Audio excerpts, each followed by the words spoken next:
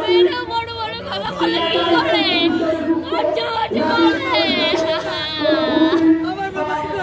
আর মাঝে যায় ওর যদি ওরকম মাথা থেকে দে ওর বাড়ির সামনে যদি ওরকম ফেলানো হতো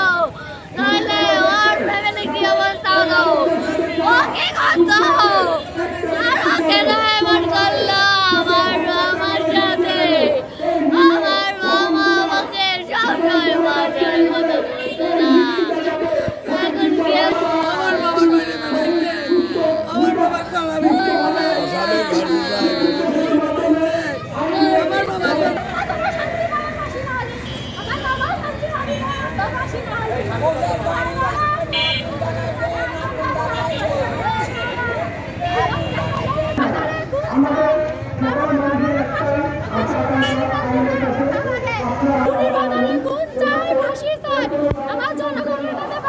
সরকারের কাছে আমার একটাই দাবি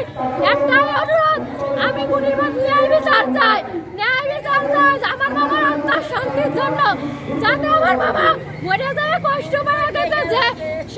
কষ্ট পাওয়া গেছে যেন আত্মা শান্তি পায় সেই জন্য আপনাদের কাছে আমার অনুরোধ আমার বাবারে আমার মামারে ন্যায় বিচার করে দেন আমার পুলিশ স্যারের কাছে আমার অনুরোধ আমার এক ছেলে সবার কাছে আমার অনুরোধ শাস্তি চাই ফাঁসি চাই ন্যায় বিচার না করলে আমার বাবার আত্মা শান্তি পাবে এরকম দেশে আসলে সনাতন ধর্মীয় অবলম্বী লোক কিভাবে বসবাস করে যারা রাত বিরাত চলাফেরা করে ব্যবসা বাণিজ্য করে আর এদের নেই টাকা পয়সা এদের নেই কোনো কিছু কি আশায় তাকে মারা হলো আসলে আমরা এটাকে খুব ঘৃণিতভাবে তীব্র নিন্দা প্রতিবাদ করতে চাই আপনারা আমাদের সাথে এক মধ্যে সবাইকে এটা প্রতিবাদ করার জন্যই আহ্বান করতেছি ধন্যবাদ তার যে হত্যাকাণ্ড বর্ণনা করা আসলে ভাষায় প্রকাশ করা যাবে না এবং নৃশংস হত্যাকাণ্ড দেখে আসলে সারা রাত আমি ঘুমোতে পারিনি একজন গণমাধ্যম কর্মী হিসেবে পুলিশের কাভার ভ্যানে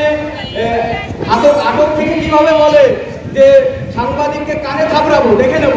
এবং সে বেরিয়ে এদেশে হিন্দু রাখবে না বেরিয়ে আবার সে হত্যা করবে এই যে এবং যে হত্যাকাণ্ড যে মানে মানুষ গরু ছাগলকে যেভাবে জবাই করে সেইভাবে জবাই করেছে এইটা কি একটা মানুষের প্রাপ্য এটা কি একটা মানুষের জীবন তাহলে আমাদের নিরাপত্তা কোথায় আমরা কার কাছে বিচার চাইব আমরা কার কাছে বিচার চাইবো দেখুন আর তার মতো মানুষ বাংলাকে বলতে পারবে না ভজন কুমার গুহ এবং তার বড় ভাই সাধন কুমার গুহ তারা